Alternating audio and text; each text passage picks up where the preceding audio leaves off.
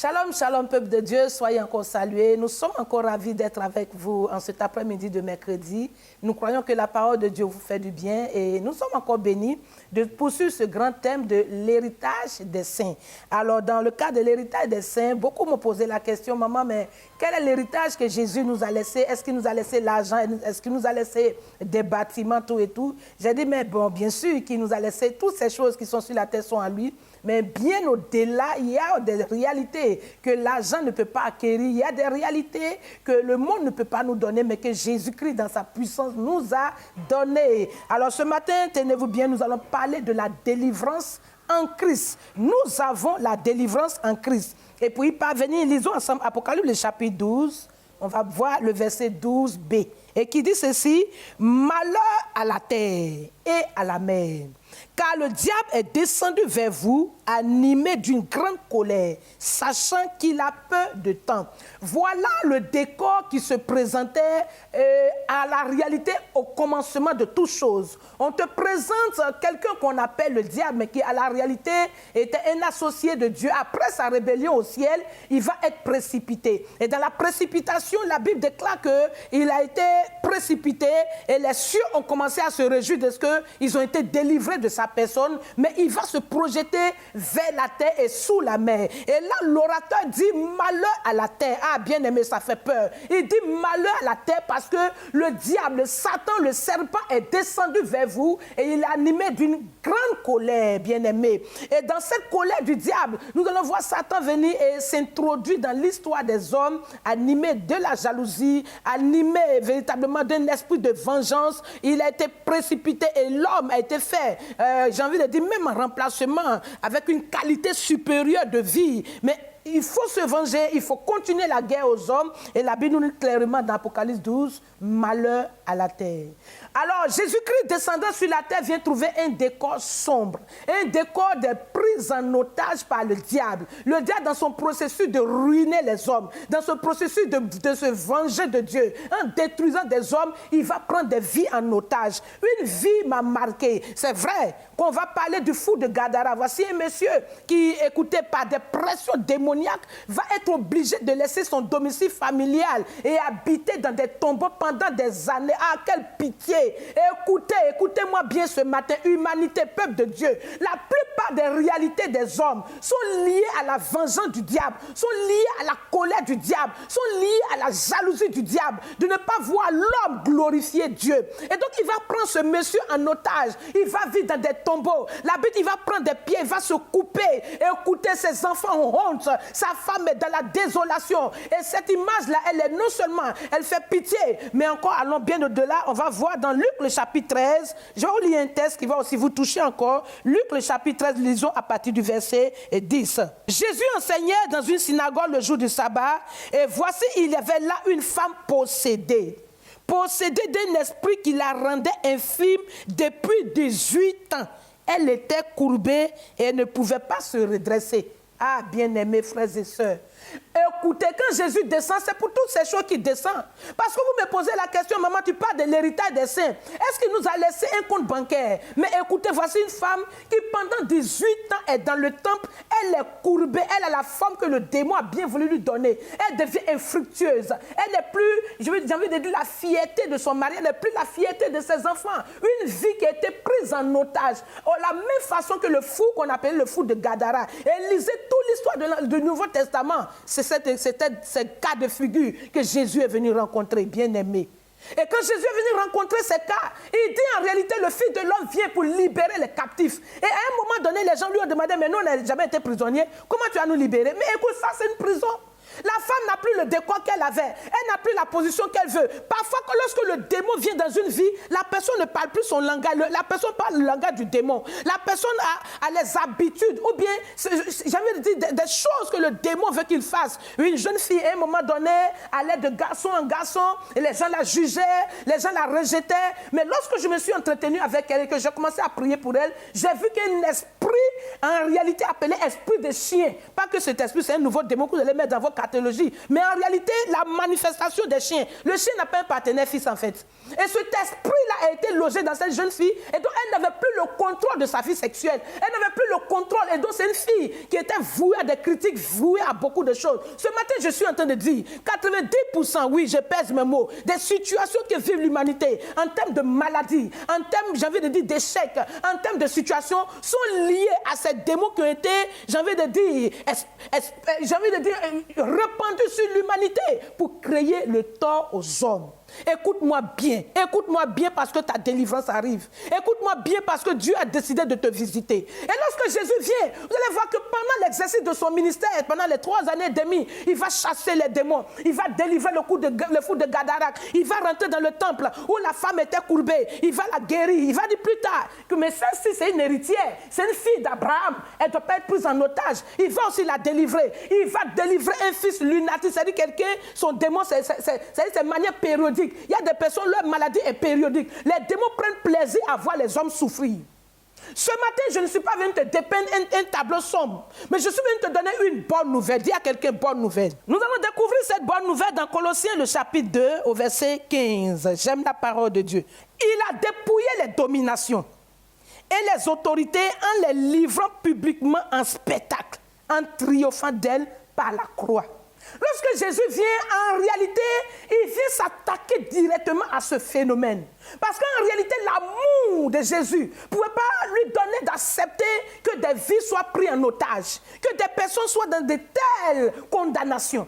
Et donc la Bible déclare qu'il va prendre la situation de l'humanité et monter à la croix. Pourquoi est-ce qu'il va aller à la croix? Pourquoi est-ce qu'en réalité, pour la question des démons, la croix va intervenir? La croix intervient en ce sens que lorsqu'il était lui seul sur la terre, c'est lui seul qui chassait les démons. Souvenez-vous que les disciples sont allés, ils ont échoué sur un démon. Souvenez-vous qu'au temps du roi Saül, il avait un démon qui le tourmentait, mais personne ne pouvait le chasser. Jésus-Christ seul avait l'exclusivité de pouvoir chasser les démons. Mais si Jésus continuait lui seul de pouvoir chasser les démons, qu'en serait-il de nous aujourd'hui? Parce qu'il n'est plus là, n'est-ce pas? Il n'est plus là. Comment est-ce qu'on allait faire? Alléluia. Alors Jésus va donc, la Bible déclare que monter à la croix. Mais en montant à la croix, tenez-vous, il ne monte pas comme étant un saint. Il monte en ayant pris le péché de l'humanité. Et donc il accepte d'être crucifié, d'être tué, et étant pécheur sur la croix. Et étant pécheur, en réalité, il reçoit là le visa d'aller en enfer. Parce que c'est en enfer qui était le QG du Satan que tous les otages étaient placés. Ayant pris le péché des hommes, il a là automatiquement le visa pour aller en enfer.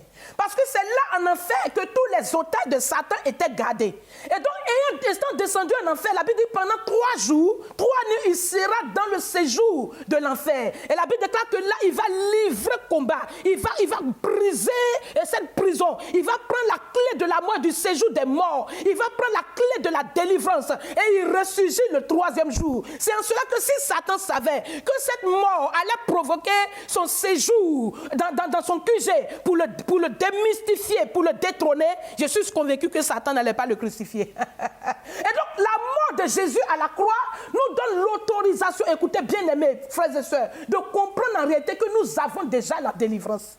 Regardez notre verset par l'œuvre de la croix. Lisons Colossiens le chapitre 1 à partir du verset 12. Rendez grâce au Père qui vous a rendu capable d'avoir part à l'héritage des saints dans la lumière. Dis Amen.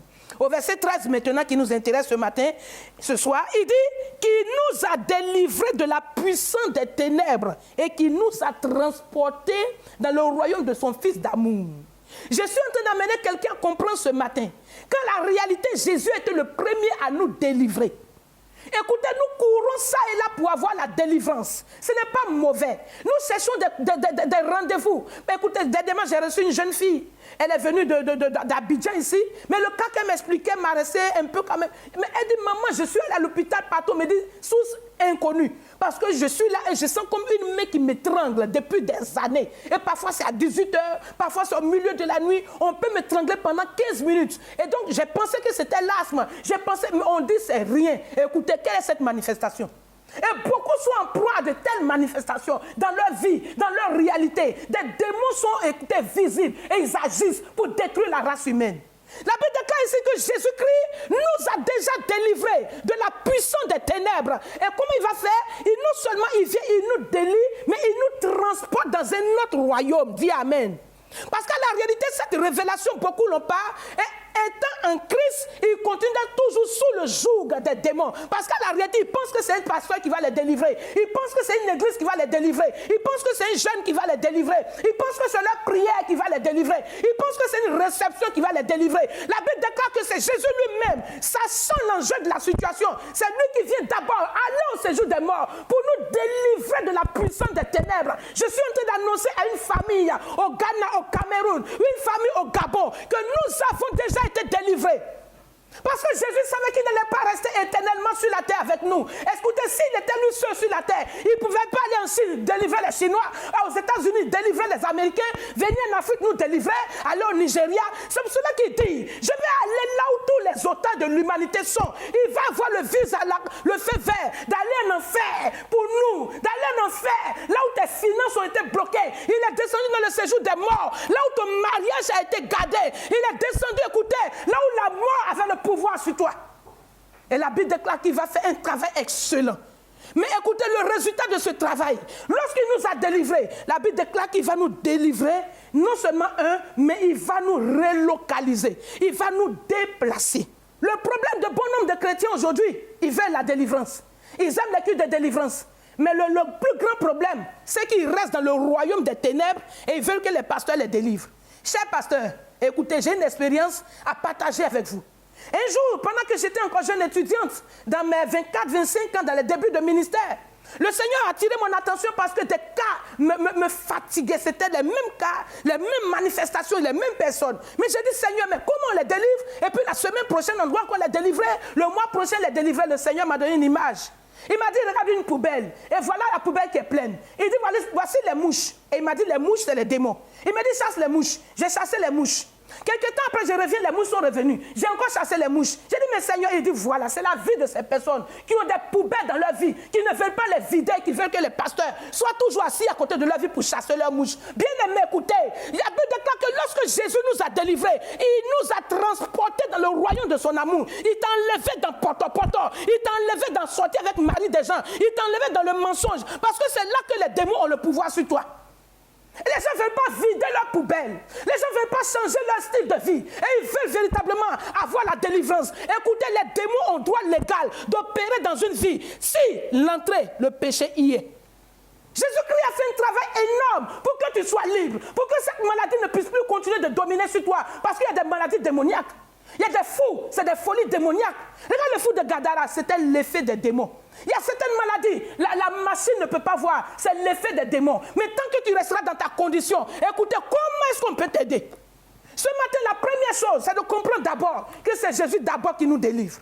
Parce que si Jésus ne t'a pas délivré, si tu n'as pas accepté Colossiens 1,13, il dit, il nous a délivrés de la puissance des ténèbres et il nous a transportés dans le royaume de son Fils d'amour. Si ça n'a pas été fait dans ta vie, bien aimé, cherche le plus grand pasteur, moi je ne sais pas comment il s'appelle, le plus grand archevêque, mais cette délivrance ne viendra pas. Même si elle vient pour quelques secondes, les temps qui viendront, le démon reviendra. Pourquoi? Parce que tu es encore sur son territoire, parce que tu es encore sous sa domination. Bien aimé, il est temps pour nous de comprendre qu'en réalité, il y a une zone satanique. C'est quoi il dit, vous êtes dans le monde, mais vous n'êtes pas du monde. Tu es dans son système et tu veux la délivrance. Ce matin, je suis en train de dire à quelqu'un qui m'écoute que la délivrance a été déjà faite. La délivrance, ce n'est pas maintenant. Parce que Jésus connaît l'enjeu de la situation. Et avant qu'il ne vienne, personne ne chassait les démons. Oui, depuis l'Ancien Testament, où le Satan a fait son entrée, où les démons ont commencé à surgir, personne ne savait même comment on les chasse, en quel nom on pouvait les chasser. C'est seulement au nom de Jésus. C'est cela qu'il a dit dans Actes 4, au verset 12. Il n'y a de salut en aucun autre. Il n'y a de salut en aucun autre. Écoute, aucun autre nom nous a été donné sur la terre, sous la terre, par lequel nous pouvons être sauvés. Sinon le nom de Jésus. C'est Jésus qui est le délivreur. C'est Jésus, tu as accepté par la parole qui t'a délivré. En ce moment précis, le pasteur que nous sommes, nous nous tenons sur le résultat de l'œuvre de Jésus et nous commandons au démon et le démon s'en va. Et toi, quelle est ta part? C'est de te maintenir dans la position que Dieu te donne. C'est de te maintenir dans le royaume de Dieu. On aime le showbiz, on veut la délivrance. On aime la vie facile, on veut la délivrance. Bien aimé, ça ne marche pas. Voilà pourquoi la délivrance devient comme une utopie dans le monde évangélique. Voilà pourquoi des personnes sont encore sous la charge des démons, bien qu'en réalité convertis depuis 10 ans, convertis depuis 5 ans, convertis depuis 20 ans, ils sont encore sous la charge des démons parce qu'en réalité, la relocalisation spirituelle n'a pas eu lieu dans ta vie. Alors, nous avons cette délivrance-là. Une fois, écoutez, j'étais là, j'ai reçu un frère, si je dis musulman, ne vous fâchez pas, mais la réalité, c'est ce qu'il était. Et il a dit quelque chose de clair, il dit, maman, je suis venu parce que je sais que c'est en Jésus que je peux avoir la délivrance. Et que j'ai déjà même la délivrance. Qu'est-ce qui s'est passé? Cet homme était sous l'otage d'une femme de nuit très sévère.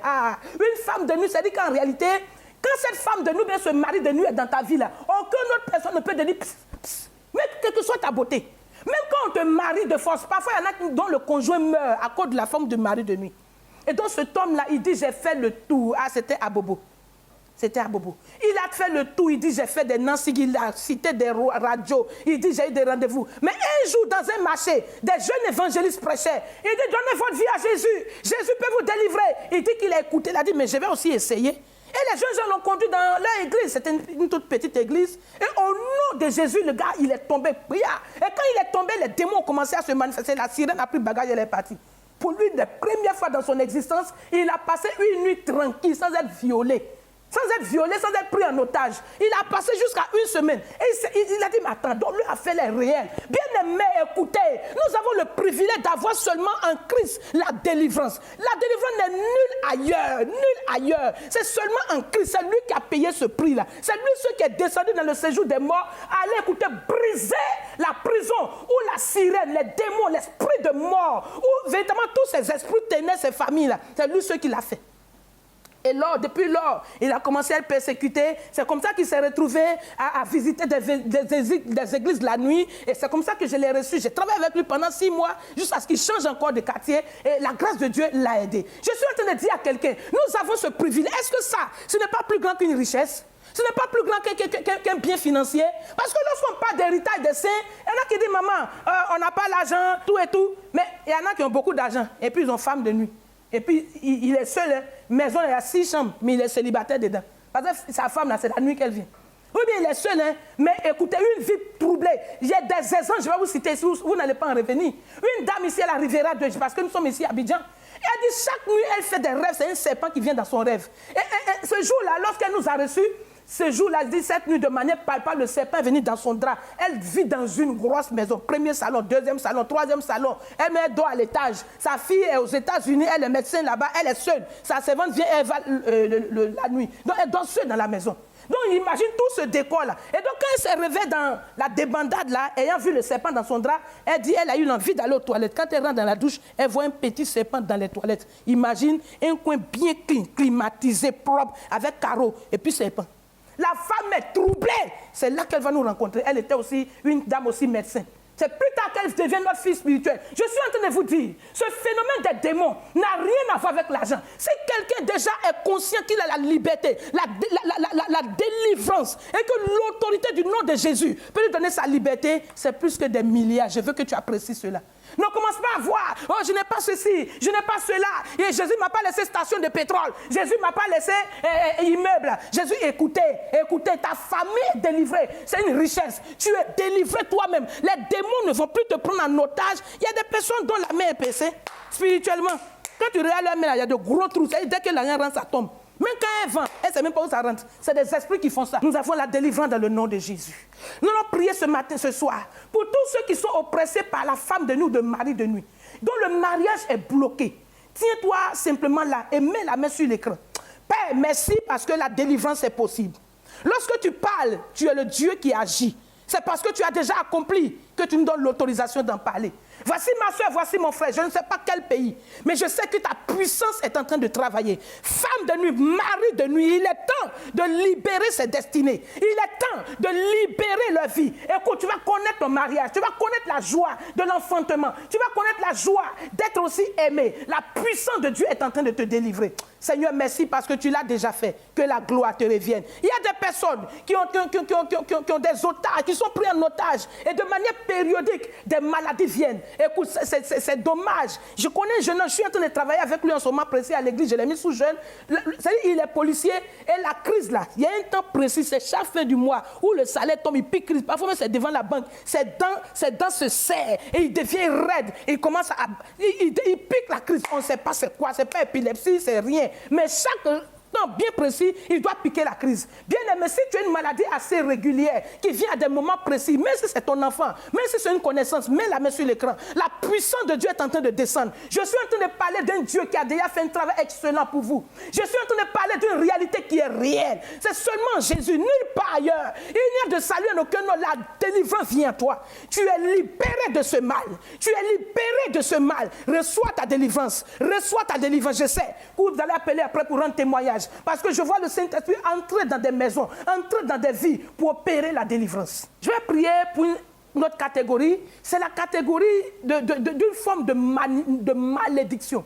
C'est-à-dire qu'en réalité, c'est comme un blocage. On ne sait pas réellement quelle est la source. Mais la famille ne peut pas évoluer. Personne ne peut dépasser un certain niveau. On est bloqué, on est là. Quand les opportunités viennent, ça recule. Mets la main sur l'écran. Tiens-toi debout. La puissance de Dieu est en train de travailler. Seigneur, voici tes enfants. Seigneur, tu es le Dieu de la délivrance. Tu dis, tu nous as délivrés de la puissance des ténèbres et tu nous as transportés dans le royaume de la victoire. Je déclare maintenant que les chaînes tombent. Je déclare maintenant que le poids de la malédiction est brisé. Je déclare maintenant, Père, que les esclaves sont rendus libres. Tu es le Dieu qui nous a donné l'héritage de la délivrance. Je déclare maintenant, où qu'il soit, Père, que ta puissance intervient. Ta puissance intervient. Merci parce que tu donnes la force à mon frère, à ma soeur, de quitter dans cette vie qui autorise les démons à la manipuler. Que la gloire te revienne parce que tu es Dieu au nom de Jésus. Amen. Alors, soyez salués, peuple de Dieu, c'est votre soeur, l'évangéliste Habitat. Nous sommes du côté d'Abobo, ici à Abidjan. Pour tous ceux qui sont dans le secteur d'Abobo, de Dokuy et d'Anyama, vous pouvez prendre des temps de prier avec nous. Nous avons nos cultes aussi tous les dimanches matins et nous serons très bénis de vous avoir. Nous ne sommes pas loin de l'hôpital général Oufoué-Boigny.